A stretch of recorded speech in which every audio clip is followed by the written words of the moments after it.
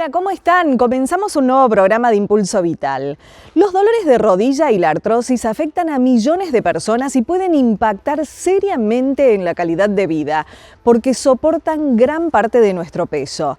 ¿Les cuesta levantarse de una silla? ¿Sienten dolor al caminar, subir escaleras o realizar actividades cotidianas? Hoy nos acompaña el doctor Gabriel Gypsy, quien es médico traumatólogo, especialista en cirugía traumatológica y ortopédica, licenciado en kinesiología y fisioterapia y profesor titular de la Facultad de Ciencias Médicas de la Universidad Nacional de Córdoba, para ayudarnos a comprender por qué aparecen estos problemas y qué alternativas existen para prevenirlos y tratarlos. Vamos a hablar de causas más frecuentes de artrosis de rodilla.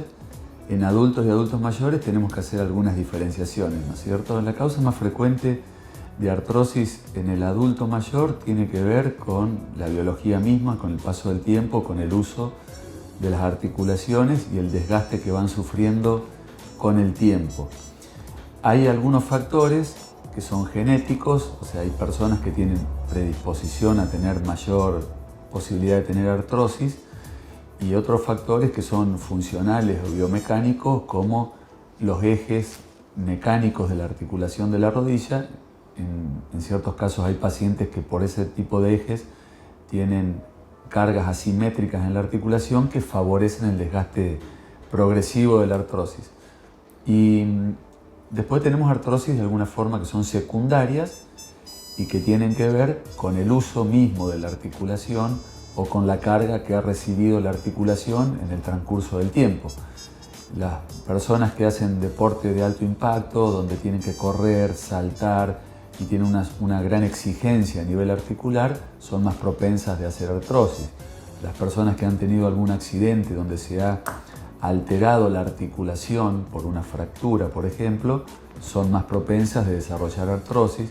Las personas que tienen mayor índice de masa corporal, que transmiten más carga sobre la articulación, son más propensas a hacer artrosis. O sea, son algunos de los factores que podemos tener en cuenta, sobre todo al momento de prevenir a futuro la evolución de esa articulación. Bien, o sea, por lo que estás diciendo, ¿la artrosis es prevenible? La artrosis en cierto punto tiene factores sobre los que podemos actuar para prevenir, que son básicamente eso: la forma en que tratamos nuestras articulaciones, la forma en que nos alimentamos y el tipo de actividad física que realizamos para que la articulación tenga una vida útil mayor. Bien, en cuanto a los dolores de rodillas, doctor, ¿cómo puede una persona diferenciar un dolor de rodilla pasajero de un problema que requiere una consulta médica? Los dolores pasajeros suelen durar entre 24 a 48 horas, son cuadros inflamatorios, generalmente son periarticulares, o sea, son inflamaciones tendinosas o paracapsulares o parameniscales, que son estructuras que no son estrictamente relacionadas con la articulación y con el cartílago en sí. Y cuando un dolor ya persiste más de 48 a 72 horas y hay otra sintomatología que rodea la rodilla, como que por ejemplo uno sienta inestabilidad en la rodilla, sienta dolor nocturno en la rodilla, sienta ciertos trastornos de pseudobloqueo o limitación en el movimiento de la articulación de la rodilla, o siente que se le hincha la rodilla, uno ya tiene que visualizar la posibilidad de que estemos hablando de algo, una patología instalada que requiera atención médica y tratamiento. A veces si uno siente como una especie de ruidito, crujido, ¿puede significar algo? Sentir chirrido articular es una cuestión que va pasando con el paso del tiempo generalmente y suele ser el pródromo o la antesala de la artrosis.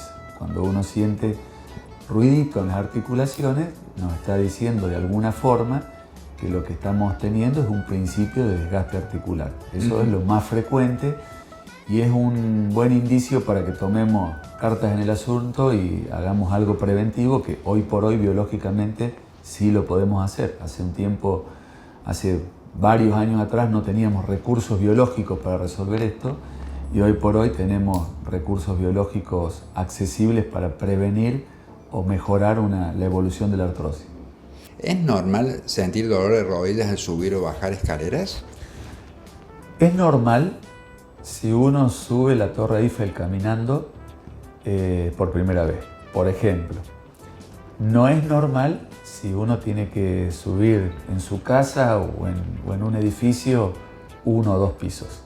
Esa es la diferencia. O sea, el dolor articular de sobrecarga en flexión cuando uno sube escalera, naturalmente se va a sentir si uno hace un esfuerzo excesivo que genera lógicamente una inflamación articular y un dolor muscular adaptativo.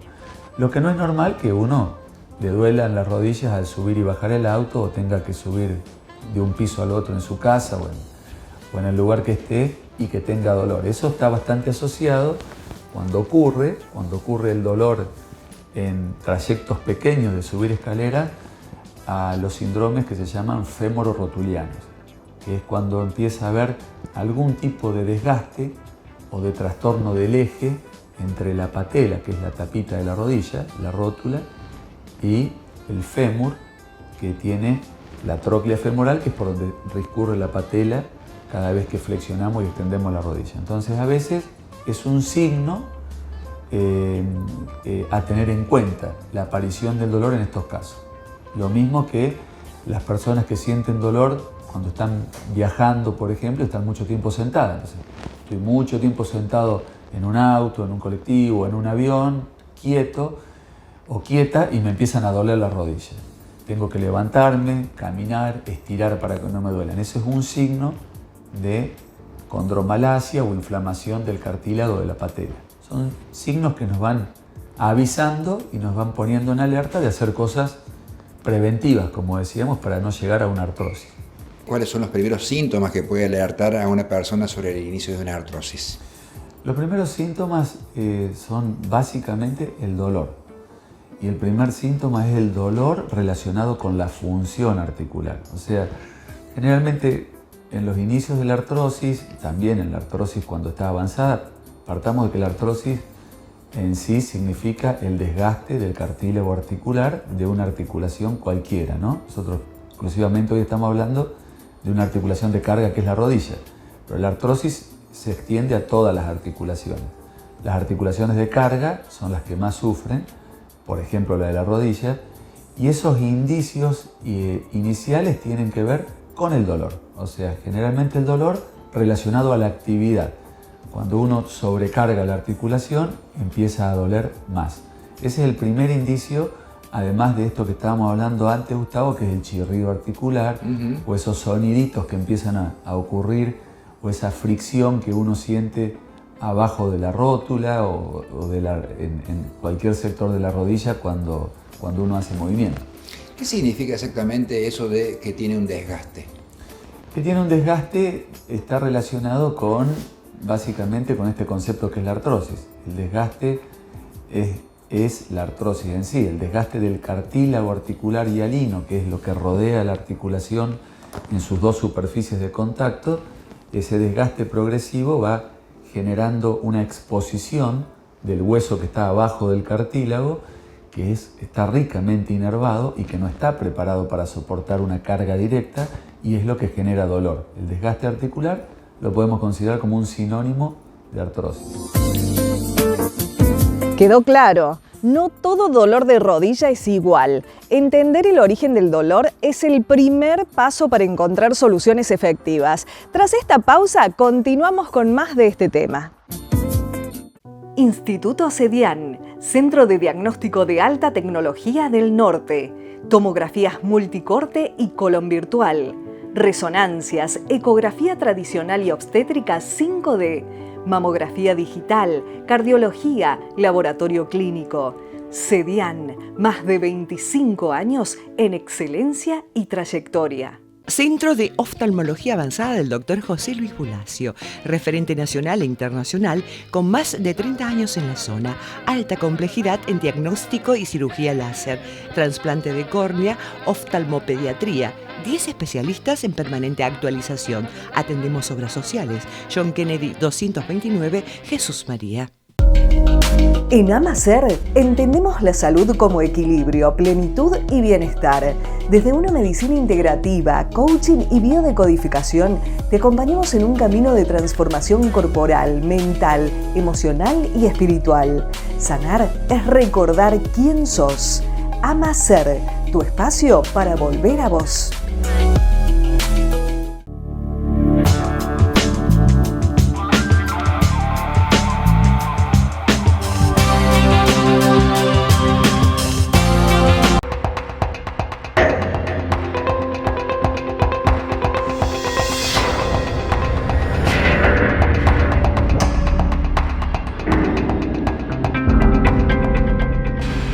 Sabemos que el cuidado de los adultos mayores requiere algo más que atención, necesita vocación y conocimiento. Las Clivias, residencia para mujeres. Nuestro lugar para ambos sexos, hogares seguros, con atención permanente, calidez y respeto.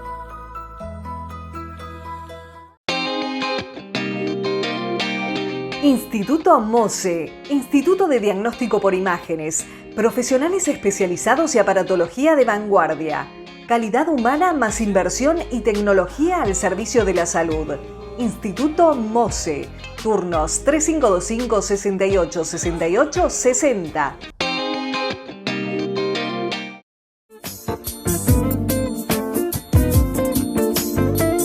Seguimos con el tema dolores de rodilla y artrosis. Ahora el doctor Gabriel Gypsy profundiza lo que antes mencionaba de cómo influye el sobrepeso en esta dolencia. El sobrepeso es un factor a tener en cuenta.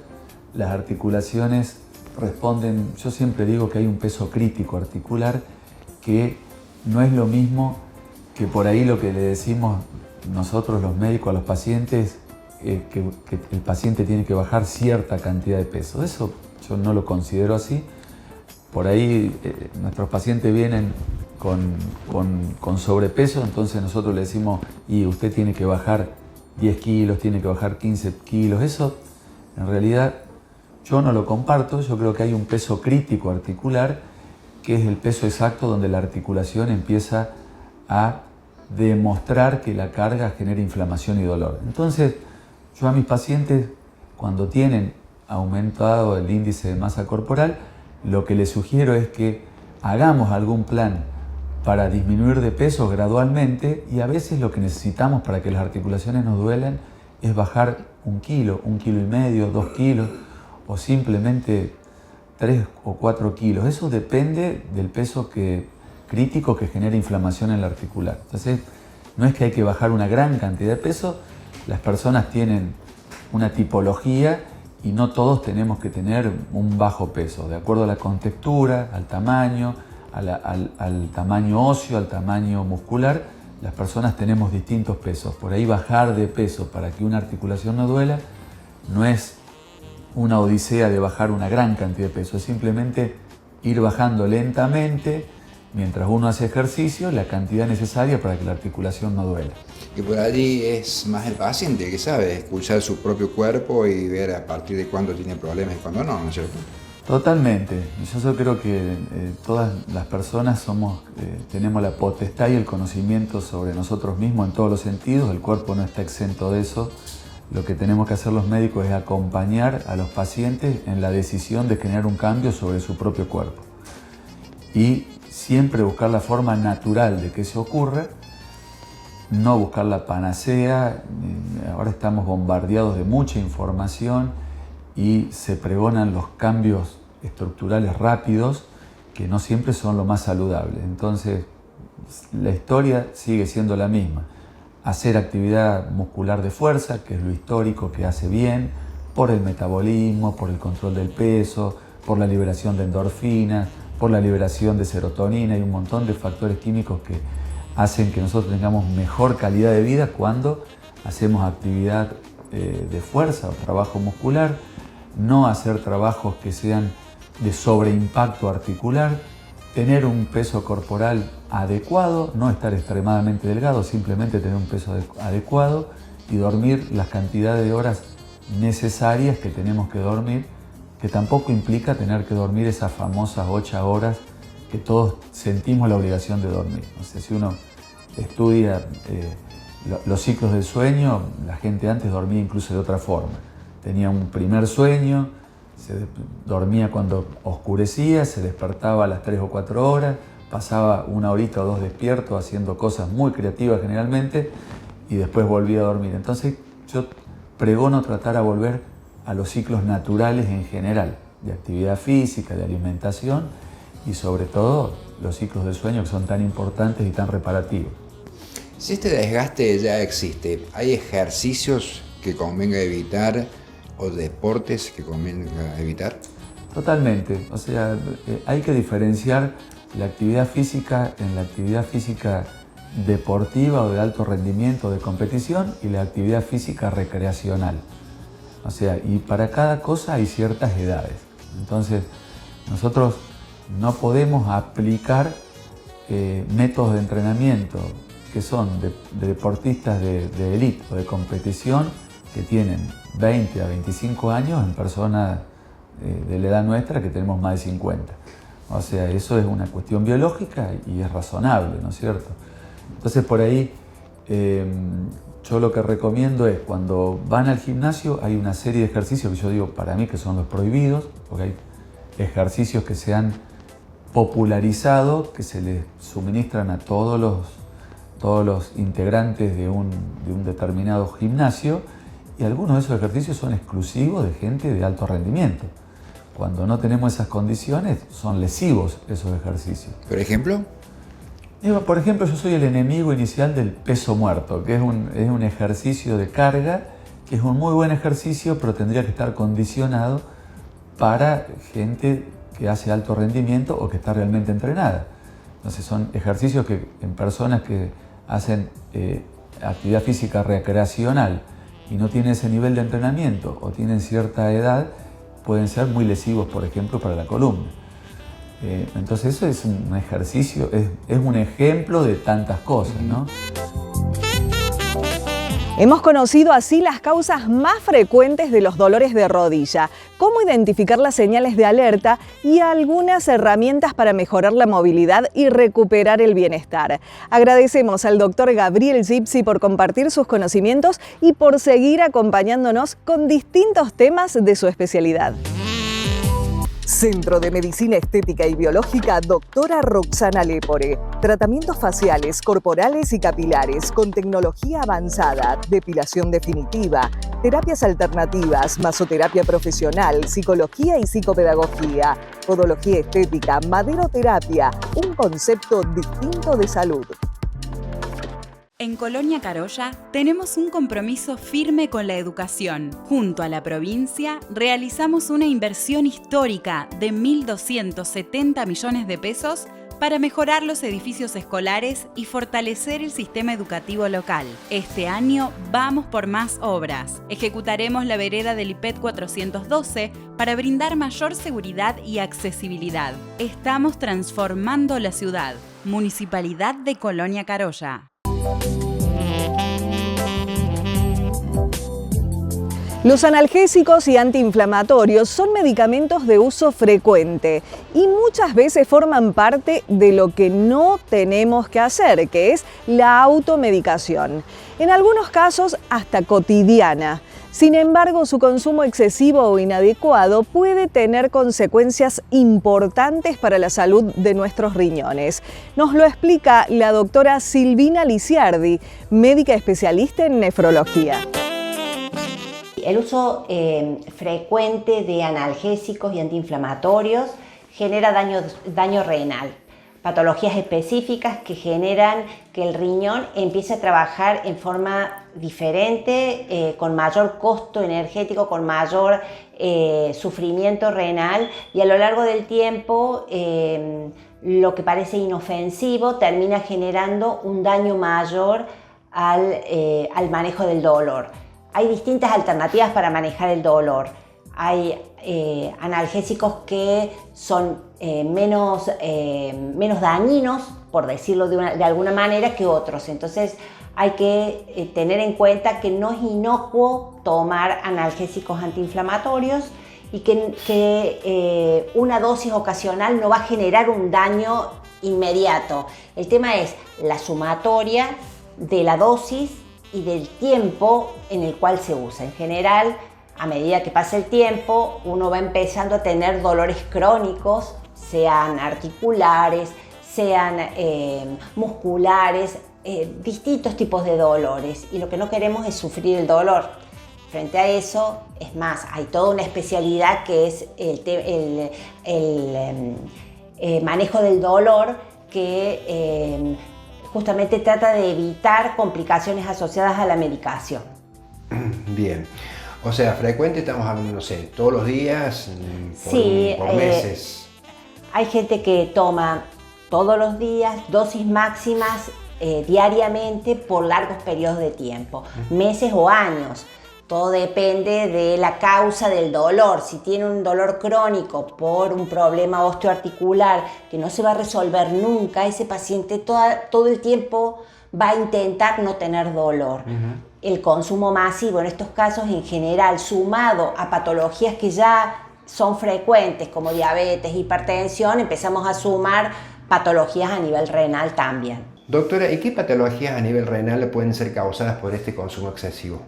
Bien, técnicamente el nombre es nefritis tubulointersticial. Esto significa que el consumo de analgésicos genera lesiones en la ultraestructura del riñón, en la estructura íntima, en la parte microscópica del riñón, donde hay una serie de tubos y túbulos que están afectados.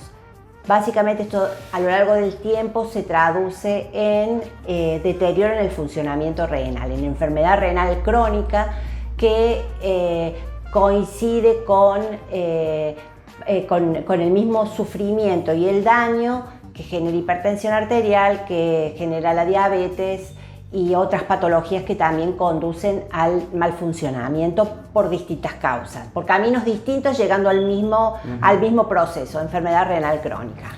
Doctora, ¿y cuáles serían los analgésicos o antiinflamatorios menos dañinos para la cuestión renal que se puedan recomendar?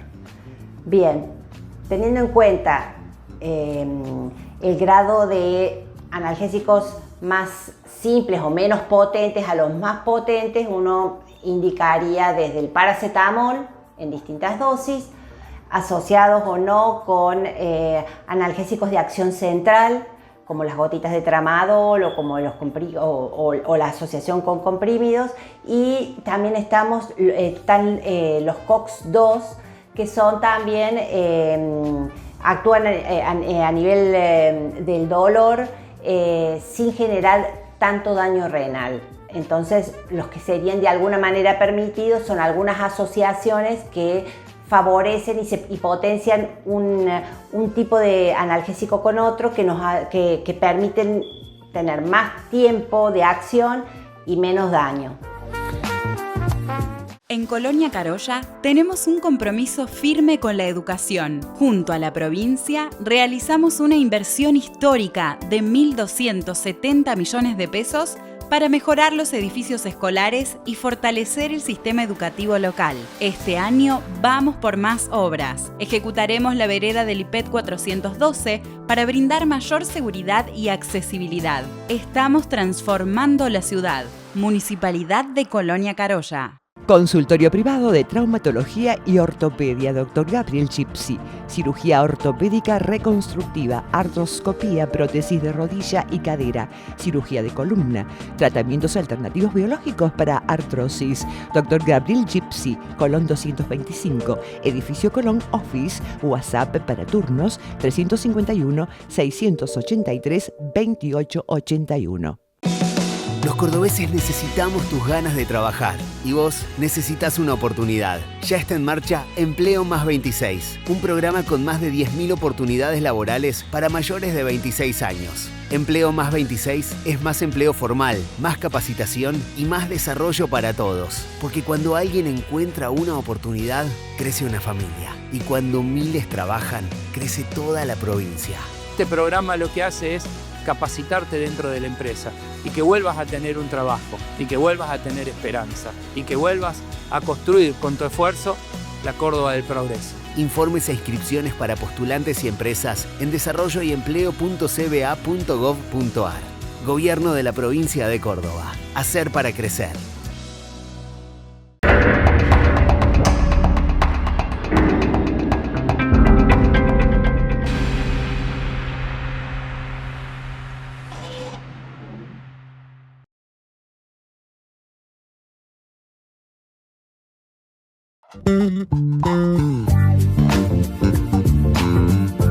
Como ya lo hemos mostrado en otras áreas de la salud, la tecnología también ha transformado la manera de corregir diversos problemas visuales. Hoy nos habla de lentes intraoculares el doctor José Luis Bulacio. En micros anteriores comenté de que se trataba una catarata y hablé de la cirugía y de poner una lente intraocular.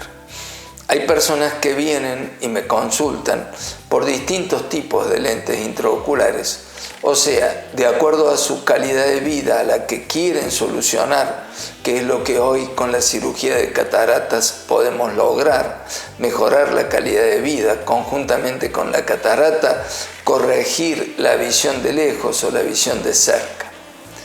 Para eso existen distintos tipos de lentes intraoculares, como van a ver ahora en estas imágenes, donde se puede observar que, como comentaba, la visión de cerca a veces está comprometida y por más que nosotros pongamos una lente intraocular, ahí en ese lugar, el lugar donde está el cristalino, y que va a ser sacada esa catarata que es el cristalino opaco, en ese lugar vamos a poner una lente que antiguamente era la única que teníamos y nos daba la posibilidad de mejorar, generalmente como la gente quería, la visión lejana y permitirnos en algunos casos corregir un ojo para lejos, otro ojo para cerca, pero no podíamos corregir las dos cosas a la vez. Hoy en día, con la aparición de estas lentes intraoculares que son multifocales y que muchos piensan que puede tener los mismos problemas que con un anteojo multifocal, pero no es así porque esto va dentro del ojo y puede corregir la visión de lejos y la visión de cerca a la vez. Las lentes multifocales hoy también han sido mejoradas porque hay personas que en la calidad de vida tienen conducción nocturna y esa conducción nocturna a veces suele ser afectada parcialmente por las lentes multifocales. En esos casos, como en aquellos que no necesitan una visión cercana perfecta, han aparecido las lentes de foco extendido.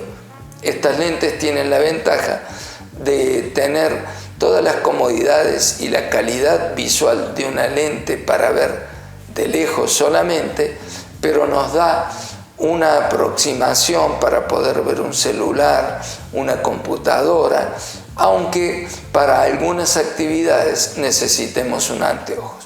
Cualquiera de estas tres alternativas deben ser conversadas con el oftalmólogo, deben ser analizadas de acuerdo a las actividades de cada persona y sobre todo de acuerdo a la expectativa de este tipo de cirugía que tengan los distintos pacientes.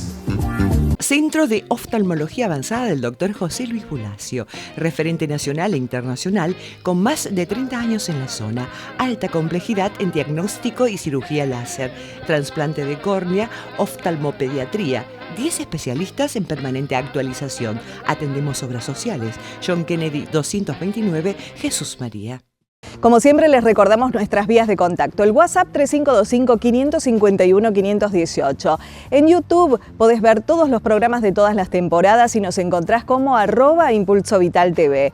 Y también en las redes sociales estamos en Facebook e Instagram. Recordá que prestarle atención a tu cuerpo ayuda a detectar esas pequeñas señales que te llevan a hacer la consulta en el momento oportuno. Estamos para informarte, estamos con vos, estamos siempre con Impulso Vital. Muchas gracias.